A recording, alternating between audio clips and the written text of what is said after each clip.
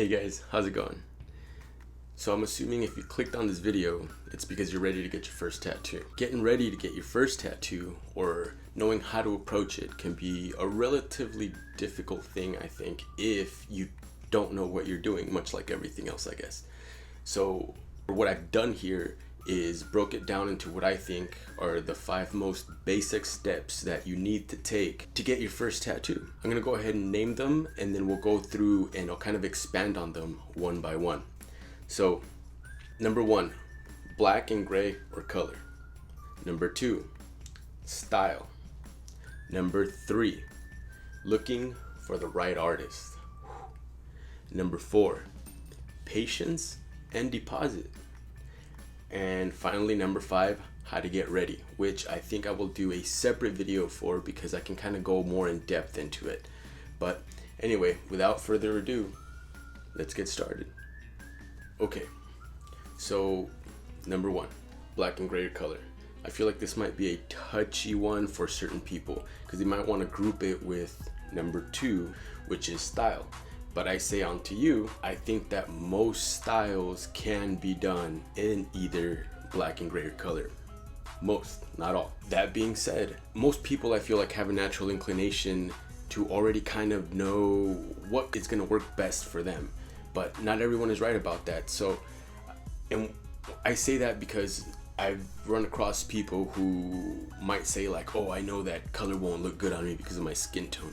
You're completely wrong. You kind of don't know yet. So maybe just to give yourself a general idea, if you're looking at tattoo references or tattoos in general, don't just take into account the design, but maybe look at what kind of skin tone it's on, to maybe give yourself a general idea what you can or cannot get. With that being said, it is for the most part true that for darker skin, you kind of want to stay away from some of the brighter colors, which might change with your overlaying pigment on top of them.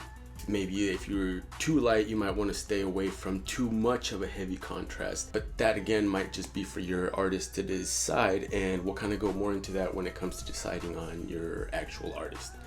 But once we're past step 1, we're at step 2. So let's take a look at step 2. Step 2 is style. So I'm assuming if you're considering a tattoo, you kind of already have an idea because you are more than likely already looking at certain things. So either you already know what style that is, or maybe look into what style that is. Ask that artist, look on their page. And I say that because if you don't know, there is many styles of tattooing. A few examples might be Japanese traditional, regular traditional, realism, surrealism. You know, there's so many really that you can go with. So if it seems like I'm kind of circling around style a little bit, it's because it's a little bit of a broad thing to kind of go into. But if I can help you further, what I'm gonna do is in the description, I'm gonna list as many styles as I can personally think of in the tattoo industry for everyone to kind of take their time and look into to give you a better aspect or just, I guess, idea of what you might want to get. If there's something that I missed, please feel free to add it into the comments. More than likely will miss 1 or 2 things, but I'm gonna try and get everything that I can. Now, number 3, looking for the right artist. Don't just go with the first person that your homie says like, yo, this dude will like do it on the low. Well, like the quality is really what they're talking about when they say the low. Anyway, looking for your artist should at least be a little bit easier now that you kind of know what style you want to do. So at this point we have access to Google, Instagram, and a few other things. Instagram being what I think is the easiest to go to. You can just kind of look into the hashtags, type in what style of tattoo you want to get, and you'll generally get an abundance of great artists. Now if you don't know what to look for in a good tattoo, go ahead and check out my other video, which I should by now link somewhere either here, there, or in the description. I'm gonna give this a go, assuming that you kind of already know what to look for in a good tattoo. So definitely utilize Instagram to your advantage and looking into what kind of style of artist you want to find. It's not hard. And that of course is being said after you know what style you want to get. Other than that, I know that there's certain apps that you can use, but I haven't personally used. And that's because I have no need. I have friends that do tattoos.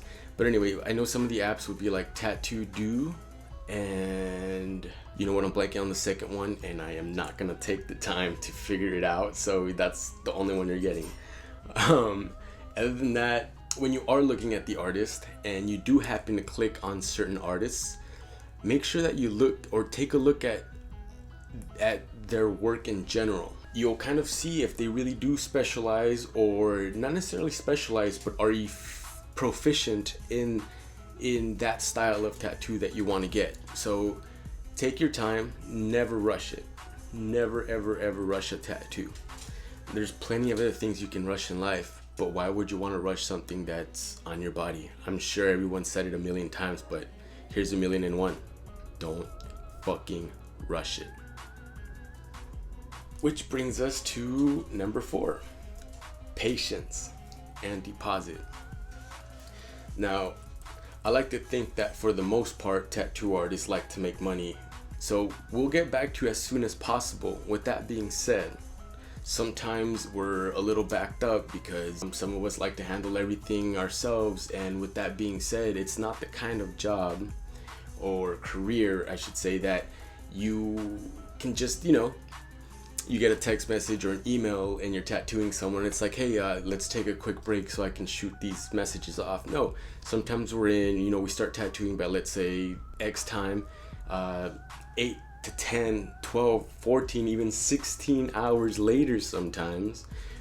We finish where we gotta still, clean up, get home, do plenty of other things for our own personal sake to stay alive. And it can be difficult, so just be patient, and I promise that they will get back to you as soon as possible. I like to think that for the most part, or not think, I know for the most part, like all my clients are always willing to work with my time and understand that sometimes there is a wait, and it's okay because good things are worth waiting for. And if you can offer that to your clients, then hey, more power to you, right? Now let's move on. Deposit, which is the second part of this one, right? So your deposit. I've had a lot of people in the past, more towards the beginning of my career, ask like, why a deposit? Why a deposit? Well, for one, what is gonna ensure for us that you are gonna show up that day? Like sometimes the artist shows up, does the work, does the research, does the homework, and all of that takes or eats away at your personal time outside of work. It's no longer your personal time, it's also your work time. And not all of us get paid for that all the time, especially when you're first starting. So as you get further into your career, you learn that you do need your deposit. You need to hold your deposit because you're working on those things. I don't know what other artists consider their deposit. I personally consider my deposit to pay for the time and expertise that it's taking to create the design. And of course, the deposit for most artists is always applied towards the overall price of the tattoo. So there's no wrong there. If you're gonna pay for your tattoo, what's the problem putting a little money up front to ensure your position? That's why deposit, guys, it's important. It's important. People are booked for a reason. You want good work? Pay a deposit. It's worth the wait, I promise. So, number 5, getting ready for your tattoo. So, not that there's a lot of things that you need to do to get ready for your tattoo, I'll tell you that. But there's a few things that I think make the process much easier for you if you approach it the right way. So for that one, I'm gonna link a separate video somewhere here, there, or in the description. So make sure and check that out if you kind of want to know what to get ready for. And it's gonna be good. I'm gonna have a few tips on kind of how to better get prepared to tolerate the pain for an extended amount of time. And I think that's it, guys. So make sure to come back for more tattoo advice, like and subscribe, and I'll make sure to bring you a lot more content on how to get properly tattooed and how to look for a good tattoo. I'll see you guys next time. Thank you.